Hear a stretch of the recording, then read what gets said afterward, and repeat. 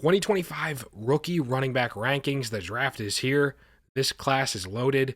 In Tier 1, I think you know who it is. Ashton Jeanty out of Boise State. You talk about ceiling here for me. He could be the RB1 in Dynasty. Enters in as effectively RB3 in Tier 1 alongside a Bijan, Gibbs.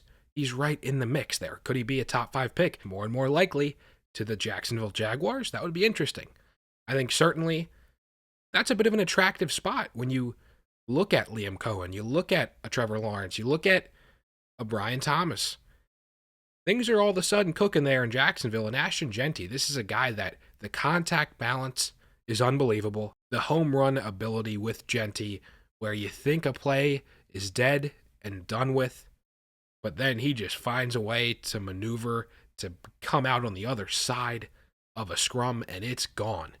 Ashton Jeanty, incredible prospect in Tier 1 for me. He is the number 1 running back in this class, one of the 3 best football players in the draft. I expect Liam Cohen to be creative if he is a Jacksonville Jaguar, whoever is coaching and utilizing a Jeanty, to involve him in the pass game. 101 in Superflex, in 1 QB, it doesn't matter. Ashton Jeanty is the guy. Moving into Tier 2, this is a tier of 2 guys who have a top 4 upside in Dynasty. Tier 1, if you will, not quite number 1 overall. I don't quite envision that when you consider guys like a Jeanty, guys like Bijan and Gibbs.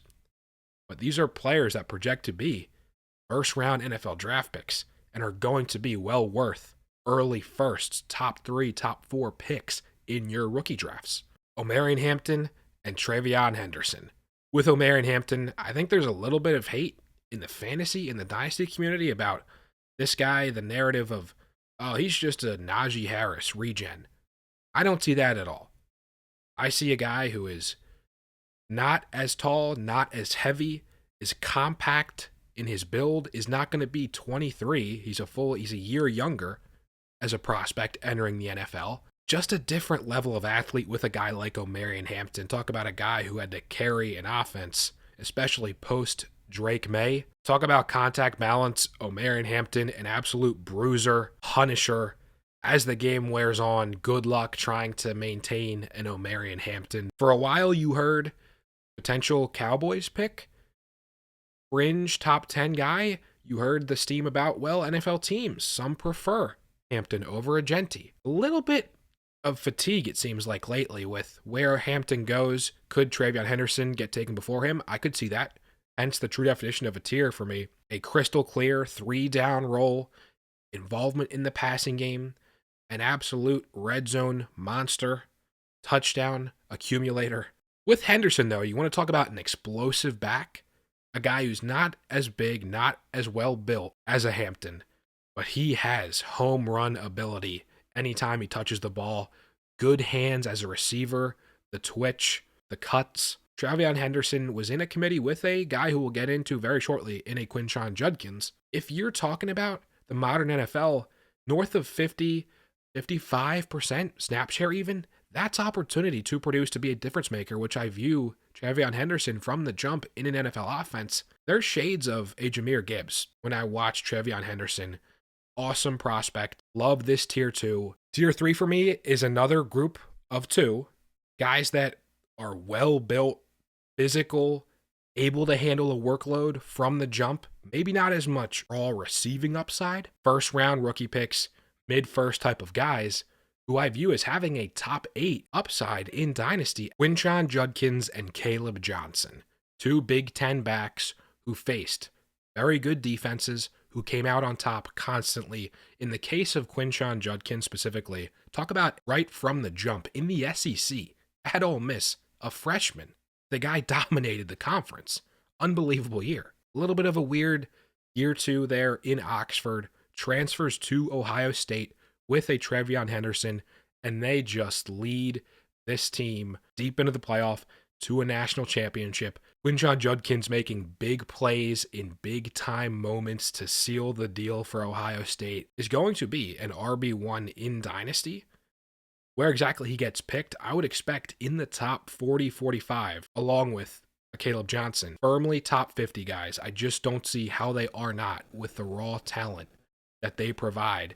Immediate day one starters, physicality, the north-south ability especially, that's going to be attractive to a lot of NFL teams. Just as you're rethinking how you invest, how you view the running back position in Dynasty, NFL teams, after seeing, of course, a Saquon, Derrick Henry, Josh Jacobs, why not spend early in an NFL draft, get a key contributor on that first rookie contract, maximize value in that sense? That's what I view NFL teams, 5 of which doing with these prospects. You look at Caleb Johnson, the breakaway percentage, incredible.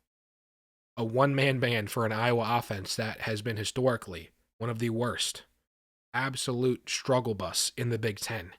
He was keeping them in games time and time again. Caleb Johnson. The common comp is a DeMarco Murray, which I can see that. 4.57 in the 40 for Caleb Johnson. Not the greatest, but then again, trust the tape, what you watch. In the right situation, I could absolutely see Caleb Johnson top 3 amongst rookie running backs in production. Tier 4 is a group of 4 players that I view as, frankly, second-round rookie picks.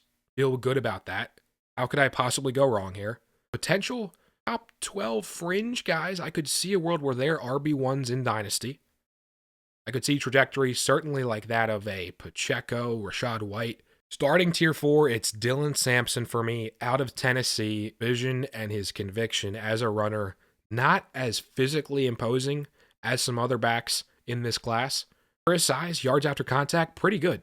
If you're not able to physically outmuscle, maneuver some guys at the NFL level, avoid them altogether, make him look silly, and then you're going to the house on a big-time explosive play, and that's what Dylan Sampson, I think, can provide. He's got some receiving upside, as does a Cam Scadaboo, who isn't really in the archetype of these other guys in this tier of an explosive, a little bit on the smaller side of a running back. He is well built. He is a workhorse, has been at Arizona State. Not the best 40 at about a 4, mid-4, 6. But you watch Cam Scadaboo work, man. Talk about a guy, an Energizer Bunny, demoralizes a defense. I mean, the guy is seeking contact. With each collision, each contact that he makes with a defender, it almost charges him up, and it makes him better the next play. It's unbelievable with Cam Scadaboo. When you consider the vert was there at the combine, he's got functional athleticism to be an NFL starter, to be a potential top 12 running back in Dynasty. As with the rest of the guys in this tier, I see them as day 2 NFL draft picks. So I'm going to be more than comfortable staking a bet in the form of a second-round pick in rookie drafts. RJ Harvey, juxtapose his age versus one of the youngest players in this class in Dylan Sampson, which makes you feel really good about his runway, his trajectory. RJ Harvey, it's the opposite, one of the older prospects. Needless to say, there is still an early opportunity for him to provide instant impact for NFL teams. The popular name that you sort of see floated there is, could he be this year's Bucky Irving? Talk about compact but explosive. Could possibly see it. We'll see the situation. We'll see the implied opportunity. That is a key differentiator depending on where you go. What's in front of you? Is it an older veteran? Is it a young player who seems to have a foothold in that offense? Doesn't matter if you're going to get a sheer volume compared to some other guys. RJ Harvey, I think, has the absolute home run ability to make him well worth your second-round investment, as is similarly the case with a Bhayshul Tuten.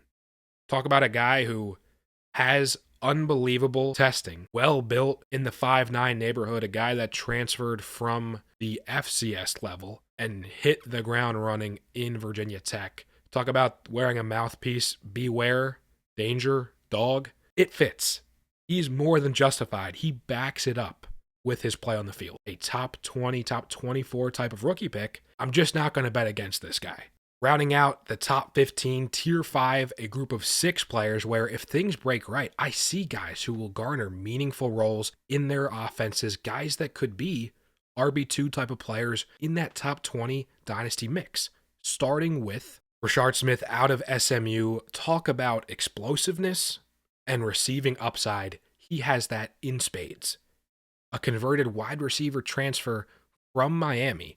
Bhayshul Smith, massive role to play in SMU's ascendance into the college football playoff. With Bhayshul Smith, the landing spot's almost non-important compared to others in this mix because of the skill set that teams are going to want to use.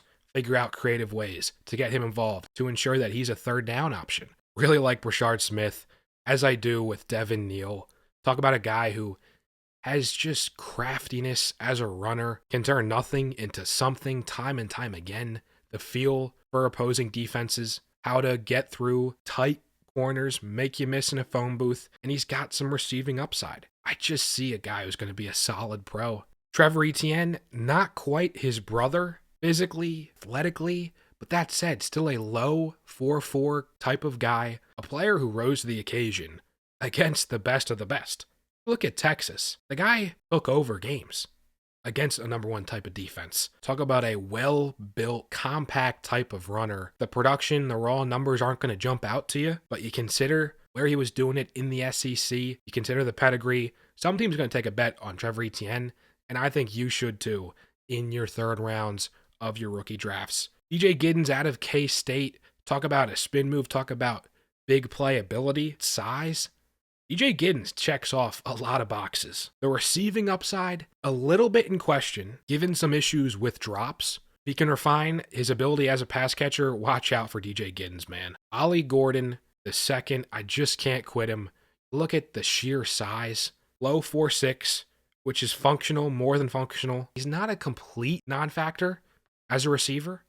Certainly has some work to do to stay on the field on third downs. It seems like a physics inevitability. When you make contact with an Ollie Gordon and he's in the right position, the right posture, he's churning a guaranteed 1.5 yards, 2, potentially 3 yards. Maybe he makes you look silly and just runs through you. A Doak Walker, a winner for the best running back in all of college football a couple seasons ago. I'm not betting that has totally disappeared. He has a real shot to be a fantasy relevant running back, as does a Jordan James. Last but not least, RB15.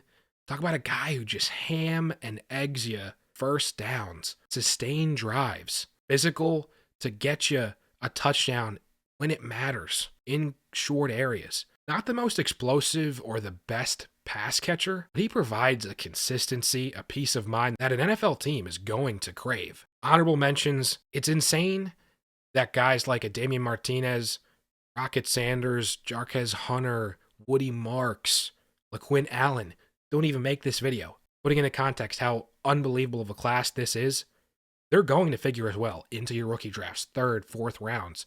Could be absolute stash and steal type of players. If you're looking for guidance and direction on how to maneuver your rookie drafts, get your own Dynasty Psych Eval page and long form video tailored to your team, your players, your picks, the competitors in your league. Link in the description if you're interested. I will be live on Friday here on YouTube, dissecting round 1, making sense of rounds 2 and 3 as they come. Will be a blast. Guys, thank you for the support. So close to 500. Can taste it. I will see you soon. Have a great one.